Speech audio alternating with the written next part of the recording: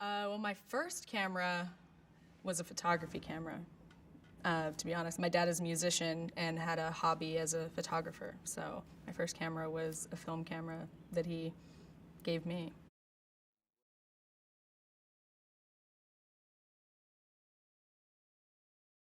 Well, I grew up in a small town in Missouri, so filmmaking wasn't around. But photography is easily accessible and inexpensive and all of that. So I think absolutely having a sense of composition, having a sense of seeing something with your eye and then projecting it onto film, creating this image, right, is a very powerful thing, at least for me. And I had a friend growing up who anytime something would happen, she had to like write it down.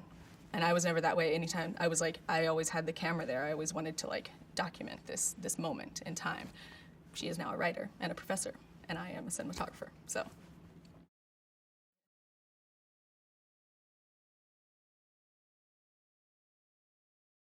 I don't know. There literally is no reason I should be here, really. Like, there was no one around me that was doing it. It was not an option. It was not shown to me as an option.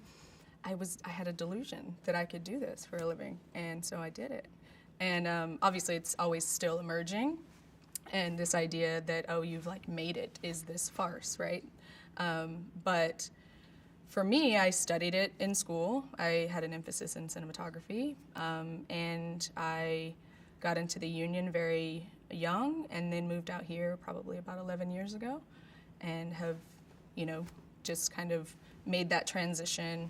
I've been shooting as a DP only for about 6 years, and before that I was a camera assistant on, TV shows and movies and whatnot. So it was, I don't know, sometimes it feels like a long transition, sometimes it feels like a short transition, but it was something that I had mentors, I had people that I assisted under who were really wonderful, and I was able to ask questions and just watch them do this like wonderful thing. And I was like, I'm going to be doing that, I want to do that.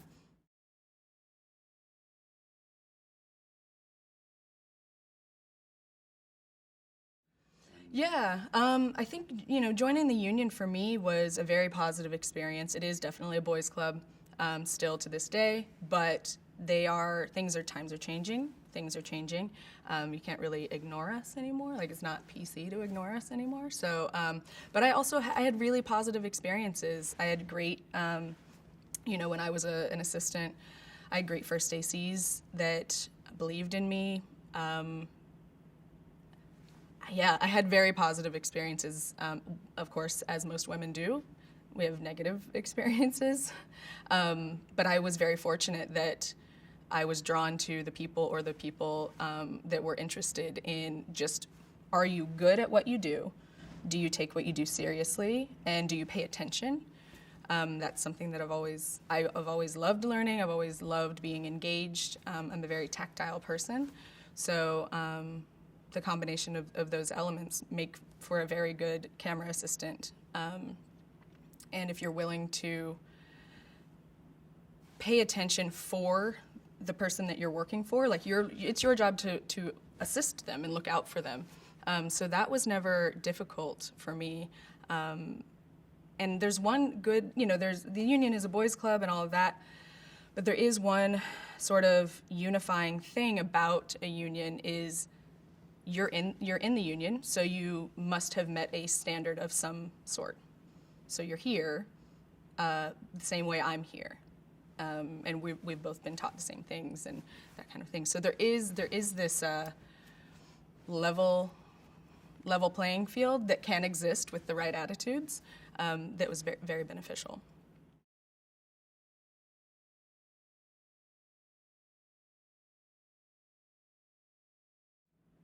One of the things that I think is really important for,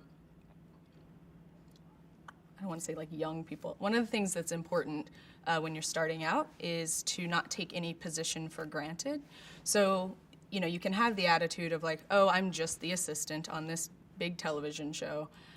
Or I can say, like, I get to watch this person who has been doing this for a very long time, who's really good at it. I get to watch and note, okay, during this kind of scene, he uses this, and that makes this transition. Whatever the way to light this whole room is this way instead of that way.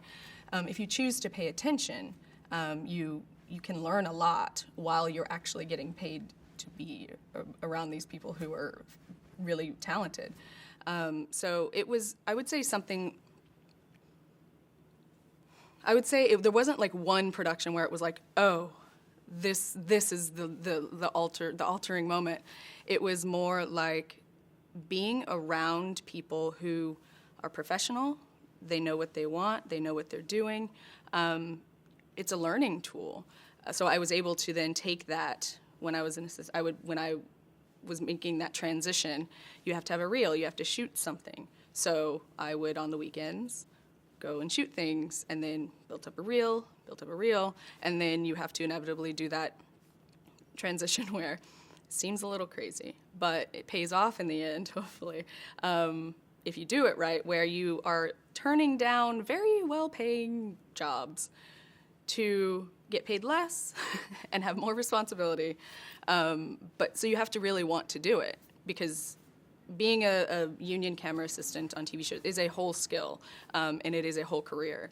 But if you don't take that leap, there's no it's a brave I think it's a brave thing to do. Not just talking about myself, but it's a very bold thing to do. So you have to be prepared for what that means. And I was able to ask people who had done it already. I was able to get guidance and get reassurance, and that goes a long way.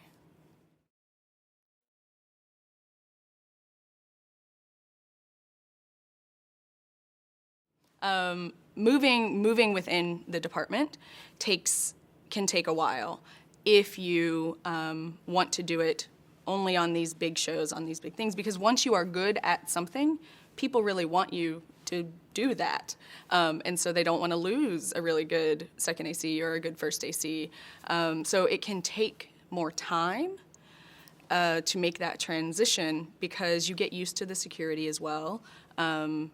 You don't want to why would you turn down 3 months on a television show of very good pay and benefits and all these things?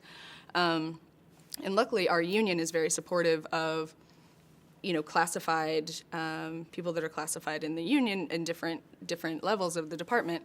If you want to go and shoot something that's very small and non-union that can't afford to be union anyway, they're not looking to bust up those shoots. They want you to grow. They want you to make this transition, and they understand that you have to go and do very small, sometimes shoots in the beginning in order to build up your reel. So then you can sort of come back and be like, oh, I'm not an assistant anymore. I have enough operating days on this, or whatever. And then it just takes time. And I think that's the thing, that when you are young or younger, you feel like there's this thing of like, I've got to do it now, I've got to, there's no time. And I had a mentor of mine who, at the time, I think I was like 27 or something like that, and I'd been working with him for a few years, really liked working with him, and it was after the job, and he was like, so, how old are you now, 27? So you probably think you're going to have it like figured out pretty soon, right? You're just like, get it. And I was like, yeah, I hope so. That's the hope, right? And he was like, yeah, it just doesn't work like that. Like he's like, let me tell you, it just doesn't work like that. If you want to be a freelance cinematographer, especially, he's like, I think he was like in his late 40s at the time. And to me, what I consider like, oh, he's done it. Like, he's made it. He was like, I never know. I never know. I keep working, I keep shooting, and I'm so proud of certain things, but then I'll think I did a great job, and then the client never calls me back again. He's like, so rest assured that it's a continual evolution, and that's okay. And that was a great thing to hear as a younger person, because that's the reality.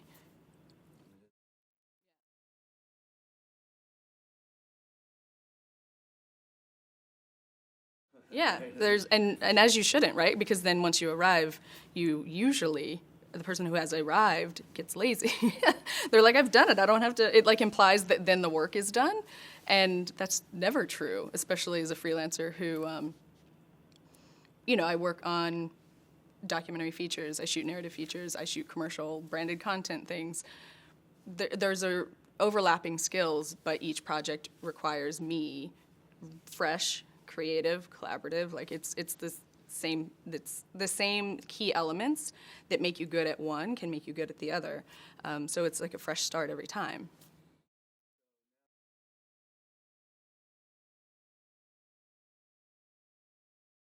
As my personality, it suits my personality to do documentary features, and then to also do narrative features, and then to also do music videos with a short turnaround. A lot of times I feel like if I had to only do doc features that take 5 years to shoot, a few years to come out, I would be missing something.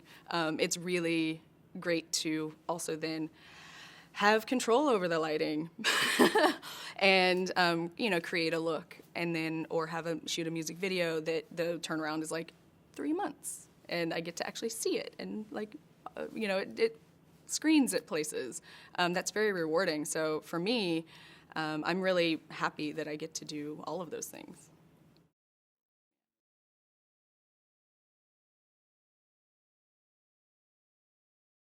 Hopefully, if you are a good filmmaker, you are inquisitive and love understanding people and telling stories and are engaging, and you're curious about life. I feel like that transcends genders, but obviously people perceive me a certain way because of how I look, because of my gender, because of these things. That I can't help, right? So I guess there would be an advantage in other people assuming things about me that may or may not be true, but sometimes that's an advantage and sometimes that's a disadvantage. So I've been hired for jobs because they're like, we just need like a woman's presence. And I was like, sure, great. I am a woman. I'm very proud to be. But also, I am perfect for shooting this. You want me to shoot tools like grinding in slow motion on a seated crane? That's very much me. That was one of my favorite projects to do. So I think that an advantage would be that I can do both of those things. One may be more surprising to people than the other, but I'm like a full person. I don't know. I don't know. I don't know if that's an advantage or not, but like that's how I feel about it.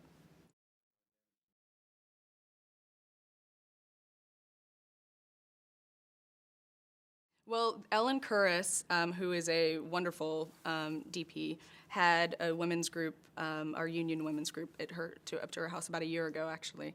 And she's a very practical person, and is like, you know what? The conversation is changing. I don't have time to do a lot of things, but what I do have is access to media, and people want to talk to me. And so I was like, okay, practically, what can I do? Because I'm also haven't been satisfied with certain like women's groups and things like that. And it was very important for me to show that, yes, there are more women that are in film and things like that, but there's usually an association with women and like young women being like, well, they're really coming up and they're really doing it. Which is important, but there's also a whole faction of these women who are career cinematographers who have been doing this for decades. And so we are in a day and age where you can just make a website. It's very simple. And we are visual artists, so everyone has a reel, everyone has a website. So I was like, okay, what I can do is put all of these women in one place so that people can't say, oh man, I'd love to hire a female cinematographer, but I just don't know where to find one. Which I think if your world is narrow enough, then you don't actually know where to find one. But I also think it's like a lot of times, it's like learning a new word. The word, it didn't just suddenly pop up everywhere, like you just didn't know the word yet. And then once you know the word, of course it's everywhere. So you can go to the website, cinematographersxx.com, and all the women are vetted, have been working professionally as a DP for years. And then there's also a new wave section that is 1 to 2 years of professional experience as a DP, but they don't yet make all of their money as a DP. So it's a little bit of can find whatever you would like, whatever you need, whatever experience level you might need, and what your budget might have.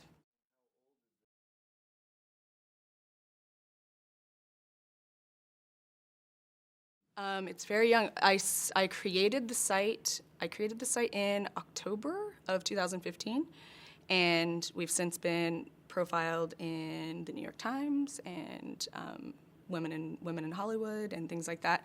You know, there's a conversation. There's a need for it, and as you know, the conversation started about female directors and the dismal numbers. Our numbers are actually lower.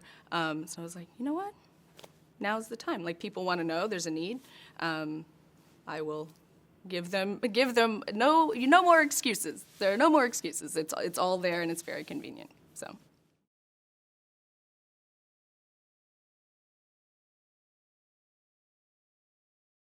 It's a resource for producers and directors who want to hire cinematographers who identify as women, and they maybe don't know where. Maybe they know one or two, and now you can go to one website, and it links to each cinematographer's individual personal site, and they're real, so it has all their contact info, their bio, all the information. It's kind of like how if you go to an agency and you get given a bunch of reels as for DPs, it's like that. It's just all on one website.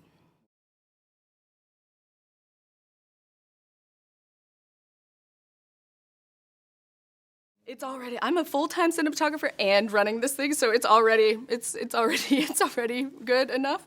But it will, you know, we've had agencies say like, oh, can we put our person on there? We'd love to have her on there, and I say, absolutely. Also, you know, would you like to? Let's talk. Let's talk. Yeah.